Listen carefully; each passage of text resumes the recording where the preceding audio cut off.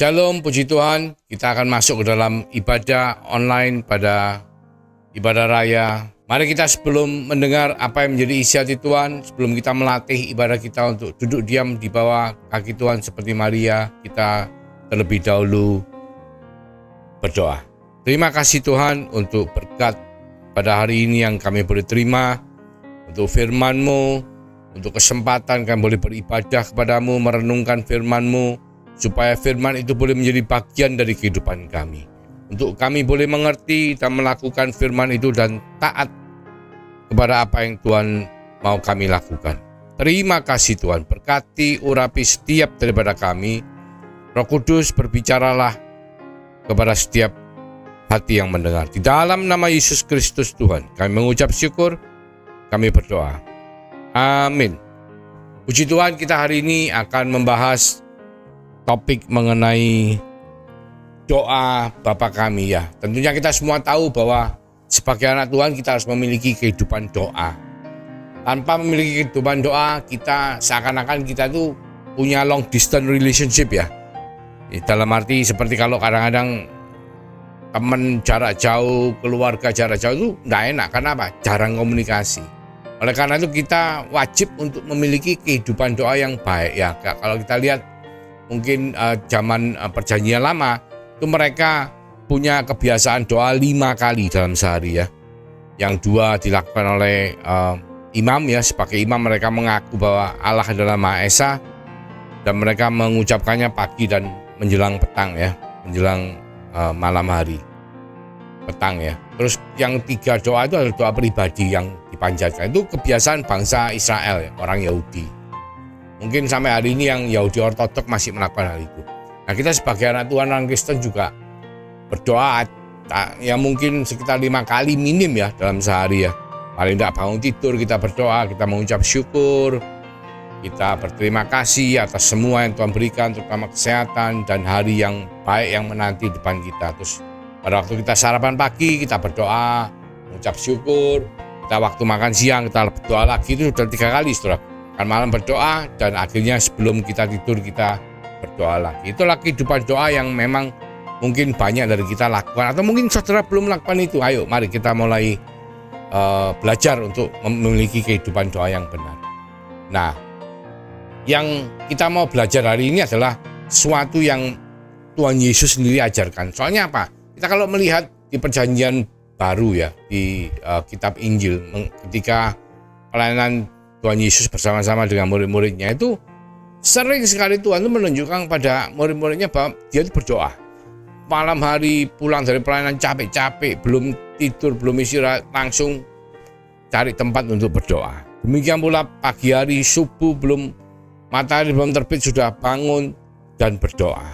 Sehingga akhirnya murid-murid itu tanya sama Tuhan, Tuhan gimana sih caranya mau berdoa yang benar? Nah, Tuhan mengajarkan doa ini yang kita kenal dengan doa Bapa kami. Saudara kalau teliti ya, di perjanjian baru di kitab Injil itu kita nyaris tidak pernah membaca dalam ayat-ayat itu bahwa murid-murid itu berdoa. Kecuali waktu di taman di mana Tuhan itu berdoa, Tuhan minta mereka untuk berjaga-jagalah, tunggu berdoa, Tuhan lalu cari cara untuk berdoa. Di luar itu murid-murid itu tidak disebutkan mereka itu berdoa. Saya tidak tahu apa mereka tidak berdoa atau berdoa. Tapi yang jelas Alkitab tidak menyebutkan. Tetapi di Kisah Para Rasul, saudaraku, yang hanya 28 pasal itu mereka dikatakan berdoa itu lebih dari itu ya, 30 kalian. Dikatakan murid-murid itu berdoa, murid-murid itu berdoa, punya satu kehidupan doa yang benar. Jadi ketika itu terjadi, saudara tahu di Kisah Rasul itu bahwa terjadi pencurahan Roh Kudus dan terjadi pelipat gandaan yang luar biasa, di mana demikian banyak orang bertobat menerima Yesus Kristus sebagai Tuhan dan Juru Selamat, beriman karena doa-doa mereka. Oleh karena itu doa Bapa kami ini satu gaya komunikasi ya. Kalau kita bicara zaman sekarang ini, doa itu gaya komunikasi. Zaman sekarang mungkin kalau kita komunikasi seringkali mungkin kita punya medsos ya, kita punya WhatsApp, kita punya Instagram, Facebook, Messenger, Telegram ya, dan lain sebagainya, Twitter ya. Nah, ini kita bicara dengan Tuhan, bukan bicara dengan sesama. Kita bicara dengan Tuhan ini kayak bicaranya ya ini, yang Tuhan ajarkan adalah doa Bapa kami. Nah, karena doa Bapa kami ini mengandung implikasi teologi yang sangat dalam ya. Saya akan membagi sesi ini dalam ya kalau bisa 3 sesi. Kalau tidak bisa lebih. Tapi 3 sesi ini mencakup semua kehidupan kita sebagai orang Kristen. Nah, kita hari ini akan mulai pada sesi pertama. Tetapi saya akan membacakan dulu ayat yang di Matius 6 ayat 9 sampai 13 dikatakan mengenai doa Bapa kami seperti ini. Karena itu berdoalah demikian. Bapa kami yang di sorga, 1. Dikuduskanlah namamu, datanglah kerajaanmu, jadilah kehendakmu di bumi seperti di sorga. Berikanlah kami pada hari ini makanan kami yang secukupnya, dan ampunilah semua kesalahan kami seperti kami juga mengampuni orang yang bersalah kepada kami. Dan jangan bawa kami ke dalam pencobaan, tetapi lepaskanlah kami daripada yang jahat. Karena Engkaulah yang mempunyai kerajaan dan kuasa dan kemuliaan sampai selama-lamanya. Ya, amin. Nah, itu adalah doa Bapa kami. Nah, hari ini kita akan membahas mengenai ayat mengenai mulai dari awal ya sampai ayat 2 mungkin ya, cuma sampai ayat 2 ya. Tapi ini bagian yang sangat penting sekali, saudaraku. Ya, mari kita sama-sama lihat. Jadi dikatakan Bapa kami yang di sorga ya. Ada banyak implikasi. Yang pertama adalah bukan Bapak jasmani ya. Kita punya Bapak jasmani yang melahirkan kita di dunia ini, yang membesarkan kita. Kita juga punya Bapak spiritual atau Bapak rohani atau Bapak yang di sorga ya. Ini kaitannya sangat besar dengan kehidupan yang kita jalani. Karena apa? Kita ini ternyata bukan sekedar manusia-manusia dunia yang punya Bapa di dunia, tetapi kita ini manusia-manusia ilahi, saudaraku. Keilahian kita itu kita dapat karena Bapa kita yang di sorga, yaitu Allah yang perkasa. Kita kembali ke Kejadian 1 ayat 1 dikatakan pada mulanya Allah menciptakan langit dan bumi. Nah, langit ini bahasa Inggrisnya heavens. Ada S-nya ya, bentuk jamak. Bahasa Ibrani aslinya samayim atau bentuk jamak dari sorga atau sorga-sorga. Jadi ternyata Allah itu menciptakan sorga-sorga ya. Saya jelaskan dulu. Kenapa dikatakan sorga-sorga? Langit yang kita lihat di atas itu sorga tingkat pertama. Di luar daripada atmosfer bumi yang tidak dapat kita lihat, yang kita lihat pakai teropong itu adalah tingkap sorga kedua. Sedangkan tingkap sorga ketiga di mana dikatakan oleh Rasul Paulus dia pernah diajak naik sampai tingkap sorga ketiga menemui Tuhan. Itu adalah tempat di mana Allah bertahta. Itu satu bukan lokasi, saudara, tapi satu dimensi ya. Dimensi yang kalau kita ini gambarannya seperti ini ya. Gambarannya itu kalau misalnya ada radio sedang siaran, terus otomatis siaran radio itu akan disiarkan melalui pemancar ya, tower yang tinggi. Nah, saudara kalau duduk di bawahnya tower, meskipun saudara nempel sama towernya, saudara tidak akan dengar. Karena apa? Saudara tidak masuk ke dalam frekuensinya. Tapi kalau saudara punya pemancar atau punya radio yang bisa masuk ke frekuensinya radio itu, meskipun saudara berada di tempat yang jauh, saudara bisa menangkap siarannya. Saudara bisa masuk ke dalam salurannya. Demikian pula dengan sorga tingkat ketiga, itu adalah sebuah dimensi di mana Tuhan bertahta di situ. Nah, kalau kita masuk ke dalam dimensi itu, maka kita bisa berjumpa dengan Allah. Karena apa? Karena kematian Yesus Kristus di atas kayu salib dan kebangkitannya pada hari yang ketiga, pencurahan Roh Kudus atas setiap daripada kita yang beriman kepada Dia sebagai Tuhan dan Juru Selamat, itu membuat kita ini bisa masuk ke bait Allah, menghampiri takhta kasih karunia Tuhan dan menemui Allah Bapa di dalam tahtanya, dalam dimensi kerajaan sorga. Ya, nah ini kerajaan sorga ya. Sebetulnya nanti di berikutnya itu dikatakan ada kerajaan sorga. Tapi kita bahas dulu karena kita bahas mengenai sorga. Jadi sorga adalah sebuah dimensi yang tidak kelihatan. Ya kalau kita lihat kembali ya, Allah menciptakan sorga dan bumi. Sorga itu yang tidak kelihatan dan bumi yang kelihatan. Termasuk kita semua manusia ini yang kelihatan, ya. Binatang, alam, semua yang kita lihat, kita jalan ini semua yang terlihat. Tapi ada alam yang tidak kelihatan yang juga Allah ciptakan, bahkan terlebih dahulu sebelum menciptakan bumi. Nah, apa yang diciptakan di alam yang tidak kelihatan?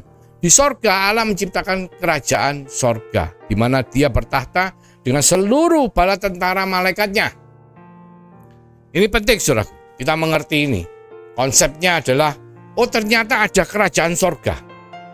Oh, tetapi yang terjadi adalah pada satu poin di masa lalu, ya, itu terjadi pemberontakan oleh seorang malaikat, ya, bukan seorang malaikat. Ya, malaikat yang kita kenal biasanya namanya Lucifer. Lucifer, ya. Nah, Lucifer ini memberontak, membawa sepertiga dari malaikat Tuhan, membentuk kerajaan maut. Jadi ternyata di alam tidak kelihatan ini ada alam maut dan ada sorga. Sorga di mana Allah dengan para malaikatnya. Alam maut adalah kerajaan maut. Si Lucifer dan kawan-kawan, mereka yang memberontak, sepertiga daripada malaikat yang memberontak. Nah, ini penting, saudara. Makanya ketika kita kembali ke Injil, itu pada waktu Yohanes Pembaptis, pelayanan pertama, Yohanes Pembaptis mengatakan, bertobatlah, kerajaan Allah sudah dekat, ya. Jadi kita ini berarti apa? Kita belum masuk ke dalam kerajaan Allah, tapi dikatakan bahwa kerajaan Allah ini akan datang, akan dekat. Demikian pula waktu Tuhan Yesus pertama pelayanan, yang dikatakan adalah, bertobatlah, bukan ikut aku, tapi kerajaan sorga sudah dekat. Karena kerajaan sorga sudah dekat. Nah, kita di doa Bapa kami, kita kan manggilnya Bapa, ya, kami yang di sorga, ya. Berarti kita itu manggil, mencari, ya. Kalau kita ngomong WA itu dikirim, WA-nya itu dikirim, ceting gitu, ya, supaya kita itu bisa connect. Kita manggil Bapak kita yang di sorga, bukan Allah, bukan Tuhan, tapi Bapa. Kenapa? Karena menunjukkan apa? Bahwa Allah kita yang kita kenal dengan nama Tuhan Yesus Kristus, ya, itu adalah Bapa kita, Papa, ya. Bisa bayangkan, saudara, dalam satu keluarga, anak manggil papanya itu menunjukkan apa? Satu kedekatan, satu hubungan. Jadi sebetulnya Tuhan tuh kepingin kita tuh punya hubungan seperti keluarga, seperti seorang ayah dan anak. Itu yang Tuhan tekankan di dalam doa ini, menunjukkan bahwa apa? Bahwa Dia itu memiliki special relationship atau hubungan kasih, mengasihi, ya. Memang Tuhan tuh mengasihi semua dari ciptaannya, ya. Karena apa? Dia katakan semua baik, semua baik, semua baik. Dia ciptakan binatang baik, Dia ciptakan pohon-pohonan semua baik, alam semesta semua baik. Tapi Allah hanya mencintai saudara dan saya. Kenapa? Karena di Kejadian 1 26-27 katakan bahwa kita itu diciptakan segambar dan serupa dengan Allah. Segambar serupa itu ya mirip. Istilahnya, contohnya patronnya itu nyontoh dari Allah sendiri, ya. Kenapa? Supaya kita ini bisa memiliki hubungan seperti keluarga. Yang saya sih ngasih gambarannya seperti ini. Anak saya dan saya itu suka melihara binatang, ya. Kita punya anjing, ya. Wah, kita seneng, sama istri saya juga. Wah, seneng. Pokoknya kita sayang lah sama anjing kita, ya. Kita belikan makanan enak, kita elus-elus. Anjing itu ngapain suka kalau di scrub di perutnya itu, waduh. Kalau kadang-kadang kita kalau malam datangnya, ya, dari seharian pergi malam tuh, anjingnya kayak ketemu kita tuh kayak ketemu. Pujaan hati, lari-lari, loncat-loncat, waduh, kita dijilat-jilat. Nah, itu adalah gambaran dari sebuah hubungan yang dekat, yang erat, ya. Itu adalah gambaran contoh daripada kalau kita menyayangi binatang. Demikian pula juga Tuhan itu menyayangi semua ciptaannya, ya, seperti kita menyayangi binatang peliharaan. Tetapi ada tetapinya, saudara. Kalau saya dengan binatang peliharaan saya tidak bisa komunikasi. Paling bisa disuruh sit gitu, ya, dia duduk gitu, ya. Disuruh stand up, ya berdiri, ya. Paling gitu tok, dipanggil datang. Tapi kalau kita dengan keluarga kita, dengan istri kita, dengan anak kita, kita komunikasi, kita ya bercengkrama, ya melakukan aktivitas bersama-sama. Karena apa? Karena kita segambar serupa. Kalau sama anjing, binatang peliharaan tidak bisa, tidak segambar dan serupa. Dipanggil yo gak nyaut, yang paling guguk-guguk, ya toh. Diajak pergi jalan-jalan juga lari, tak karu-karuan. Nah, demikian pula dengan Tuhan, dengan yang ciptaan lainnya, tidak segambar serupa. Sayang. Tetapi Tuhan sengaja khusus menciptakan Adam dan keturunannya, saudara dan saya, itu segambar dan serupa supaya kita ini bisa punya hubungan. Jadi kalau dipanggil sama Tuhan, Le atau Nak gitu ya, kita harus nyaut, kita harus respon, harus mau untuk meresponi panggilan Tuhan. Jadi doa Bapa kami itu menunjukkan kepada saudara dan saya bahwa kita semua itu sebetulnya harus memiliki hubungan seperti seorang ayah dan anak. Ya, figurnya Bapak itu kan Papa ya. Ya, segala sesuatu yang dari kecil sampai besar ya semua itu terkaitnya dengan Bapa. Kalau kita tidak bisa punya keinginan atau kerinduan untuk bersama-sama dengan Bapa, kita mungkin kadang-kadang bisa merasa kesulitan untuk menjalin hubungan dengan Tuhan. Tetapi doa Bapa kami mengingatkan saudara dan saya untuk kita mulai berusaha menjalin hubungan dengan Bapa. Tuhan itu sebagai Bapa, bukan Tuhan yang Allah yang menghukum dan enggak, tapi sebagai Bapa. Ya, saya tidak katakan Bapak tidak bisa menghukum, enggak. Yang saya katakan adalah hubungan dengan Bapak. Karena yang namanya Papa, biarpun anaknya salah, kita lihat di Lukas 15 ya, perumpamaan anak yang hilang. Itu kurang nakal apa itu anaknya ya? Kurang ya nakal ya, jahat ya, duroko ya istilahnya. Wong orang tuanya belum mati kok suruh bagi warisan ya. Habis itu warisannya bagian dia diambil, terus dia keluar dari rumah foya-foya sampai uangnya habis. Semua pada waktu dia kelaparan dia ingat, loh di rumahnya papaku loh banyak makanan ya, pegawai ini papaku loh semua enak, wis aku tak pulang aja jadi pegawai. Pulanglah kembali si anak bungsu supaya apa? Supaya tidak mati kelaparan. Akhirnya apa? Saudara tahu, disambut, dipeluk sama bapaknya di depan pintu. Bahkan bapaknya pesen sama pegawainya, ngomong, ayo kamu ambilkan domba yang gemuk disembelih untuk merayakan pesta kepulangan anakku yang sudah mati. Istilahnya anak yang dianggap sudah mati itu balik. Nah itulah Bapak. Jadi kita tuh harus punya pengertian bahwa Allah itu bukan Allah yang waduh kayak wah nanti kamu berbuat ini kamu dihukum, kamu kapok, rasa enggak. Tetapi Allah yang mengampuni, Allah yang seperti Bapak yang sayang terhadap anaknya. Karena hubungan Bapak dan anak itu meskipun ngomong cekcok pun ya, saudara bisa ngomong, oh itu bukan bapakku, tak putus hubungan, tidak bisa saudara. Karena apa? Di dalam darah kita tuh lahir darah keturunan bapak kita. Ya, demikian pula dalam darah saudara, hidup saudara, kita memiliki keilahian yang Tuhan berikan melalui iman kita kepada Yesus Kristus sebagai Tuhan dan Juru Selamat, dan meterai Roh Kudus yang Allah berikan kepada saudara dan saya. Oleh karena itu, ayo yakini identitas saudara, identitas kita sebagai orang Kristen adalah anak-anak Allah yang dikasihi ya. Seperti waktu Tuhan Yesus dibaptis di Sungai Yordan ya, sebelum memulai pelayanannya. Ada langit terbuka, ada gambaran seperti burung merpati ya, hinggap seperti urapannya itu hinggap, dan ada suara yang mengatakan, inilah anak yang kukasih. Demikianlah Allah Bapa itu ingin supaya saudara dan saya punya konsep pengertian hubungan seperti itu.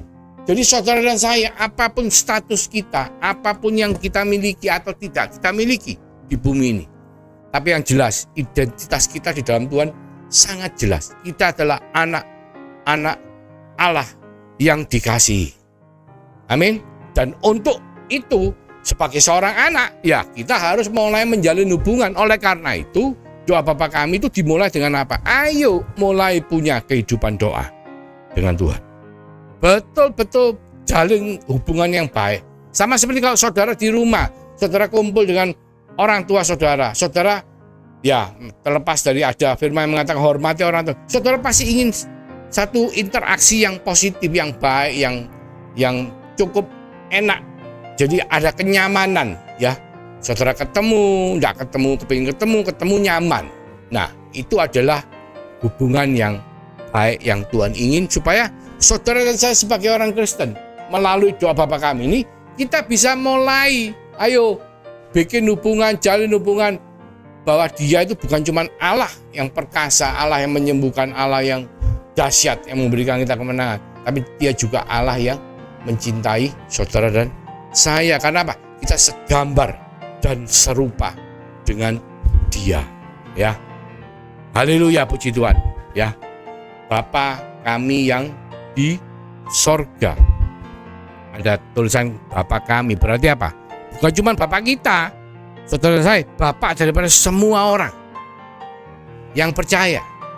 Mungkin yang belum percaya pun kalau mau bertobat percaya, itu juga menjadi anak-anak Allah. Karena janji Tuhan adalah ketika roh yang dimeteraikan dalam dirimu memanggil engkau sebagai memanggil aku Allah, Bapa, ya. Jadi kayaknya dengan meterai itu membuat kita ini, keilahian kita ini menjadi anak-anak Allah, menjadi warga kerajaan surga. Jadi di situ tunjukkan bahwa kami itu menunjukkan bahwa Dia adalah Bapa dari saudara dan saya, ya. Gambarannya adalah kita harus menjadi satu bagian, ya. Kalau kita bicara di Efesus 4 ayat 3 itu dikatakan, dan berusahalah memeliharlah kesatuan roh oleh ikatan damai sejahtera, satu tubuh, satu roh. Bagian bagaimana kamu telah dipanggil pada satu pengharapan yang terkandung dalam panggilanmu, satu Tuhan, satu iman, satu baptisan, ya. Jadi kita harus mau menjadi satu dengan yang lainnya, bukan saling gontok-gontokan, ya, bukan saling menjatuhkan antara anak Tuhan, tetapi sesuatu yang Tuhan ingatkan bahwa kita adalah anak-anak bersama, harus menjadi satu. Bapa kami yang di sorga. Itu bagian pertama, saudara. Sekarang bagian keduanya yang kita mau jelaskan hari ini adalah dikuduskanlah namamu. Huruf besar, ya. Jadi dikuduskan itu bicara mengenai hagiaso, ya. Bukan cuma kita kalau nyanyi ke gereja kudus, bukan itu, saudara. Tapi kita harus betul-betul mengkhususkan Tuhan. Kalau di hukum Taurat dikatakan kuduskan hari Sabat. Apa maksudnya? Nah, itu maksudnya apa? Supaya hari Sabat itu dikhususkan untuk Tuhan. Kamu jangan kerja, tapi kamu hari itu khusus kamu cari Tuhan. Bersama-sama Tuhan ke bait Allah, tidak melakukan pekerjaan sekuler, tapi melakukan ibadah kepada Tuhan. Itu yang maksudnya dikhusus. Jadi kita harus mengkhususkan Tuhan dalam kehidupan kita. Melalui apa? Melalui kehidupan yang kita jalani sehari-hari, supaya semua orang tahu, oh ini anak Tuhan. Ini orang Kristen ini betul-betul menunjukkan bagaimana Kristus ada di dalam dia. Bukan cuman sekedar agama. Karena Kristen itu bukan agama, saudara. Tadi sudah dibahas, Tuhan minta kita punya hubungan. Ketika kita memiliki hubungan, yang namanya anak itu pasti akhirnya nyuntuh menjadi seperti bapaknya. Ya di mana-mana anak pasti seperti bapaknya anak. Ya kita semua tahu, mosok anak kayak tetangganya kan tidak mungkin. Nah, Tuhan ingin kita ketika kita punya hubungan itu, kita mencerminkan kehidupannya dia. Kita mengkhususkan dia dalam kehidupan kita. Dan orang akan melihat Kristus semakin besar. Semakin hari semakin besar di dalam diri kita. Ego kita, manusia lama kita semakin hari semakin kecil. Saudara tahu gambaran dari baptisan. Baptisan itu apa? Baptisan itu baptiso, dicelup, ya. Kalau itu dari bahasa Yunani berarti apa? Kain yang dicelup, diwarnai itu loh. Kain putih diwarnai jadi merah, dicelup di tinta merah, diangkat, itu baptiso, dicelup. Celup secara keseluruhannya. Saudara, kalau celupnya cuma separuh, ya yang merah cuma separuh, yang lainnya masih tetap warna asalnya. Tapi kalau saudara celup semua, itu berarti baptiso, diselamkan, dicelup, ya. Demikian pula kita ketika kita mengalami baptisan, kita dicelup, itu gambarannya adalah Yang lama ini mati bersama dengan salib Kristus. Manusia lama kita, hidup lama kita itu mati. Karena apa?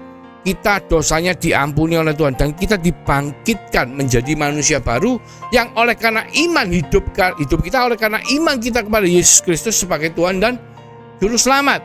Dan kita hidupnya dimeteraikan oleh Roh Kudus menjadi anak-anak Allah yang bisa memanggil Dia sebagai Abba, Bapa. Nah, gambarannya dikuduskan, kita mengkhususkan Tuhan dalam hidup kita supaya kehidupan kita ini mencerminkan menjadi saksi Kristus. Jika ketika orang melihat kita, mereka melihat Tuhan ada dalam hidup kita. Bukan cuma sekedar kita datang ibadah nyanyi kudus, kudus gitu. Nyanyi kudus, kuduslah Tuhan. Bukan cuma itu, saudara. Itu ya iya, karena itu dalam bentuk satu penyembahan. Latihan ibadah kita bagaimana kita bisa menjalin hubungan dengan Tuhan. Tapi yang lebih penting lagi adalah kita mengkhususkan, mengkuduskan Yesus atau Tuhan Allah dalam hidup kita. Supaya apa? Supaya orang melihat Kristus itu ada dalam diri kita. Dan makin hari makin besar, ya. Bukan makin hari makin kecil atau apa yang enggak, tetapi makin hari makin besar. Jadi dikuduskan namamu. Itu artinya itu. Dan datanglah kerajaanmu, jadilah kehendakmu di bumi seperti di sorga. Ya, ini bicara kerajaan sorga. Supaya apa? Supaya kerajaan Tuhan itu datang. Loh, emangnya belum datang, Pak? Emangnya dari dulu tidak pernah ada. Nah, gambarnya seperti ini, saudara. Ketika Allah menciptakan sorga dan bumi, Kejadian 1 ayat 1, itu gambarannya seperti ini. Misalnya bumi itu kalau saudara tahu telur ayam ya, mentah. Telur ayam mentah, itu tengah-tengahnya ada kuning telur toh. Terus kuning telur ini dikelilingi apa? Oleh putih telur. Terus habis itu tutupnya. Nah, kalau sekarang gambarannya saya beri gambaran ini. Kuning telur itu adalah bumi, putih telur itu adalah dimensi kerajaan sorga yang melingkupi bumi. Ya, di dalam telurnya itu sendiri. Maka yang terjadi adalah ketika manusia jatuh ke dalam dosa, itu kuning telurnya itu terpisah dengan putih telurnya. Ya, tidak menjadi satu. Karena apa? Dunia ada dalam kuasa si jahat. Ketika Adam jatuh ke dalam dosa, dia terusir dari Taman Eden. Dan mereka keluar dari hadirat Allah. Dan itu yang terjadi. Dan Tuhan ngomong, datanglah kerajaanmu, jadilah kehendakmu. Itu maksudnya apa? Supaya kuning telur ini atau bumi ini kembali ke dalam hadirat Tuhan. Nah ini loh, gimana caranya? Ya, kita, saudara dan saya adalah bait Allah. Kita adalah rumah Allah. Kenapa? Karena Allah bertahta dalam kehidupan kita. Melalui apa? Meterai Roh Kudus. Jadi sebetulnya kehadiran kita dengan kehidupan doa kita, kemanapun kita hadir, di situ ada dimensi kerajaan surga yang hadir. Karena apa? Doa-doa kita membawa kita masuk ke dalam hadirat Tuhan dan terjadi di tempat itu. Kalau di Kejadian 1 ayat 28 dikatakan, Allah memberkati mereka, berfirman mereka dan mengatakan seperti ini, beranak cuculah, penuhi bumi, ya, beranak cucu penuhi dan taklukkan. Ada kata-kata itu. Semua binatang ya di laut, udara, darat, semua di bawah kuasa daripada manusia. Itu maksudnya apa? Tuhan ingin supaya bumi itu dipenuhi oleh anak-anak Allah yang belum jatuh ke dalam dosa. Di Kejadian 1 ayat 28. Tapi yang terjadi apa? Manusia jatuh ke dalam dosa sehingga apa? Bumi ini tidak penuh dengan anak-anak Allah. Tapi ketika akhirnya Tuhan menunjuk Abraham dan keturunannya diberkati untuk menjadi berkat bagi seluruh bangsa. Maksudnya apa? Supaya semua orang ini bisa mendengar mengenai Injil Kristus, supaya semakin banyak orang bisa bertobat, beriman kepada Yesus Kristus sebagai Tuhan dan Juru Selamat. Itu di Matius 28 ayat 19-20. Amanat agung. Tuhan ingin menjadikan semua bangsa itu muridnya. Dan itulah poin di mana datanglah kerajaanmu dan terjadilah kehendakmu di bumi seperti di sorga. Kehendak Tuhan itu apa? Ya seperti Yerusalem baru. Tidak ada ratap tangis, tidak ada kertak gigi di bumi, yang namanya serigala duduk bersama-sama dengan bayi, ya, semua baik. Itu yang Tuhan mau. Bagaimana supaya semua itu terjadilah? Kita berdoa, kita meyakini bahwa apa yang Tuhan mau itu bisa kita lakukan. Karena memberitakan Injil itu bisa kita lakukan, saudara. Caranya ya, untuk supaya datang kerajaan itu di bumi seperti di sorga terjadinya, ya kita harus berdoa, kita harus memberitakan Injil supaya semakin banyak orang yang percaya sama Tuhan, menjadi anak Tuhan, beriman. Dan doa-doa itu akhirnya membuat hadirat Allah ini kembali seperti pada waktu awal Tuhan menciptakan, bahwa dimensi bumi ini dilingkupi oleh dimensi sorga. Tapi ketika Adam jatuh ke dalam dosa itu terpental, dan sekarang ini perlahan-lahan ya sebagian sudah masuk ke dalam kerajaan sorga. Tapi Tuhan ingin supaya semuanya, nanti kalau sudah dikatakan di Matius 24, kesudahannya atau hari Tuhan itu terjadi kalau semua suku bangsa sudah mendengar mengenai Injil.